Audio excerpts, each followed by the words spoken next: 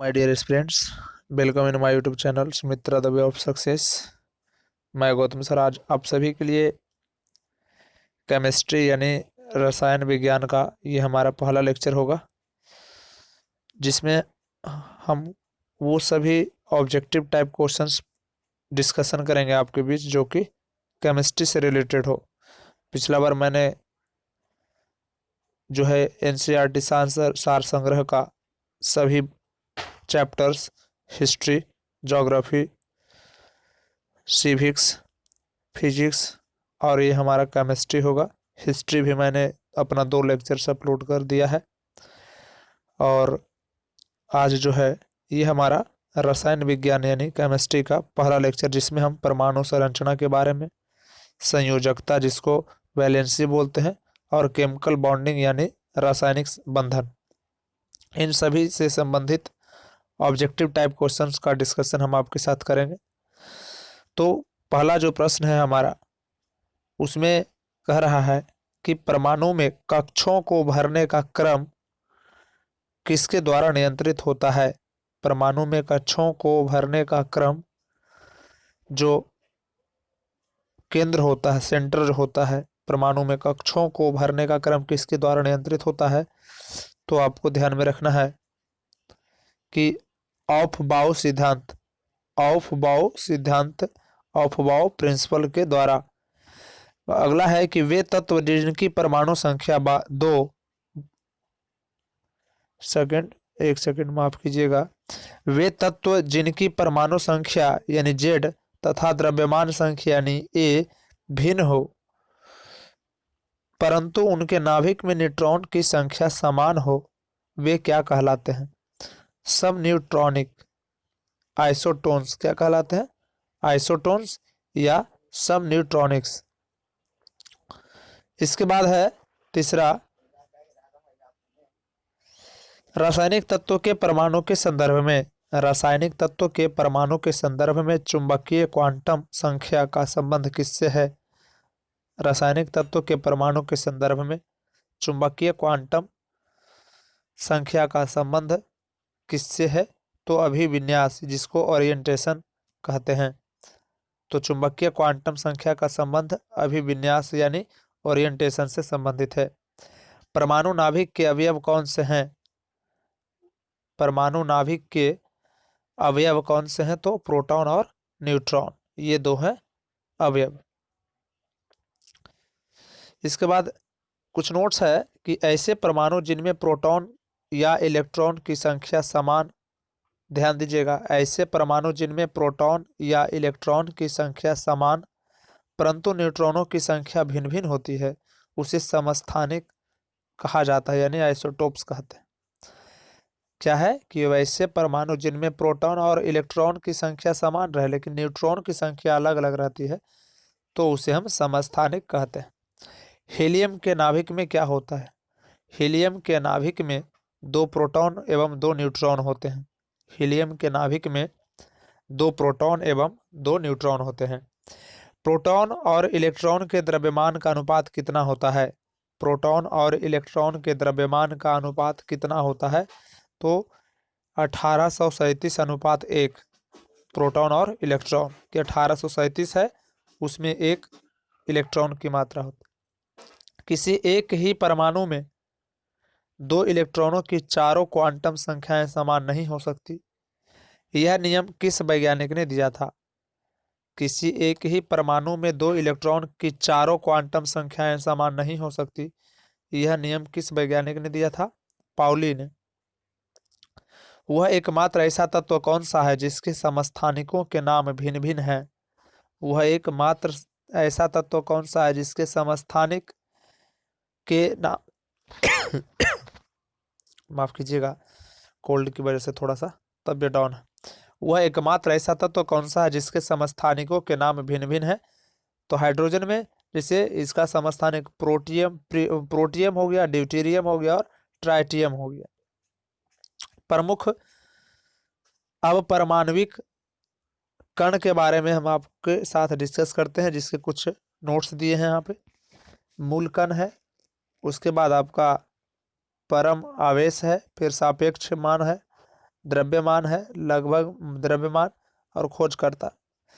तो इलेक्ट्रॉन का जो परम आवेश है जो है 1.6022 इंटू 10⁻⁻19।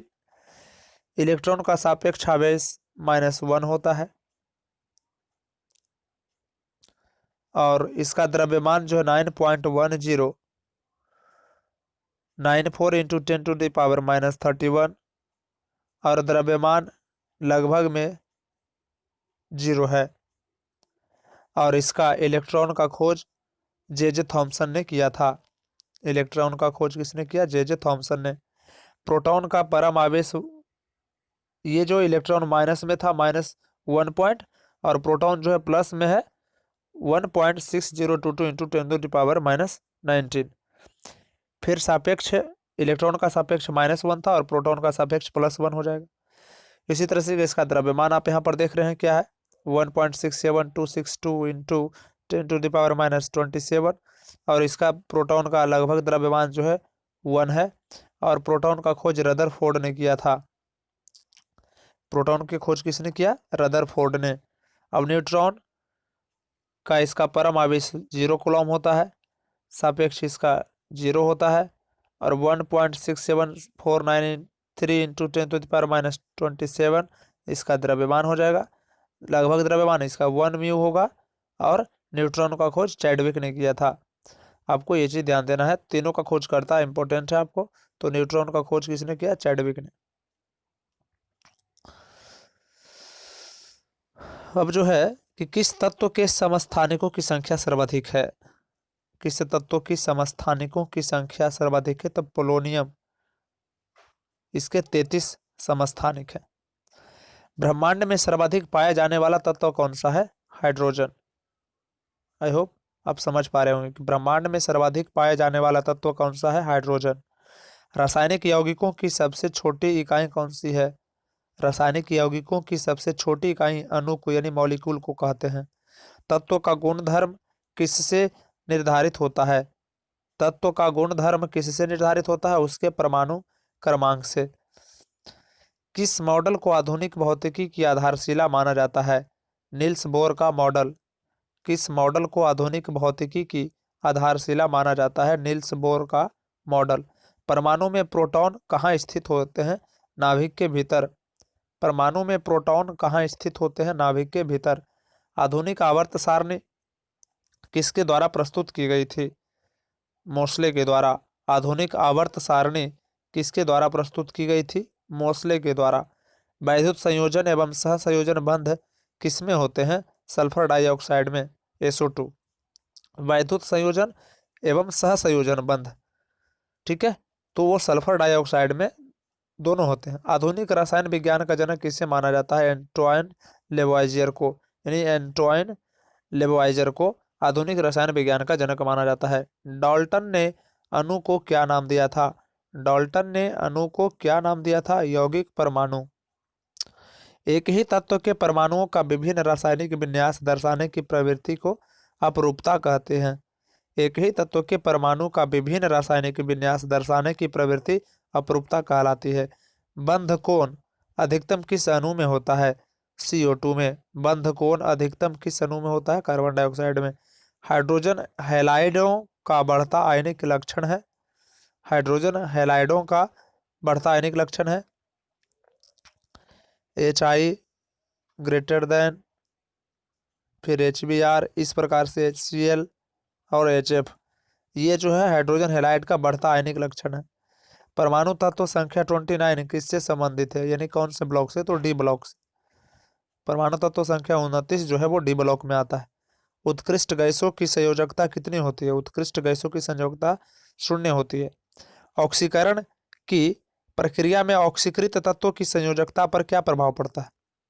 ऑक्सीकरण की प्रक्रिया में ऑक्सीकृत तत्वों की संयोजकता पर क्या प्रभाव पड़ता है? ऑक्सीकरण की प्रक्रिया में संयोजकता बढ़ती है। ऑक्सीकरण की प्रक्रिया में संयोजकता बढ़ती है। न्यूट्रिनो किस प्रकार का कण है? न्यूट्रिनो अस्थायी कण है। मेंडलीफ के आवर्त नियम के अनुसार तत्वों के भौतिक एवं रासायनिक गुण उनके परमाणु भार में भार के आवर्त फलन होते हैं। यानी भौतिक एवं रासायनिक गुण उनके परमाणु भारों के आवर्त होते हैं। और किसके अनुसार? मेंडलीफ के आवर्त नियम के अनुसार।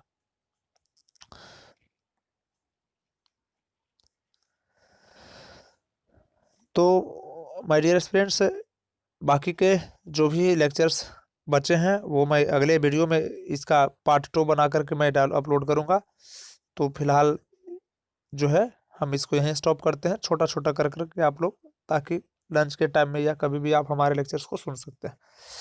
तो अभी समय चेंज कर रहा है, इसलिए थोड़ा सा फिजिकली मैं फिट भी नहीं हूँ।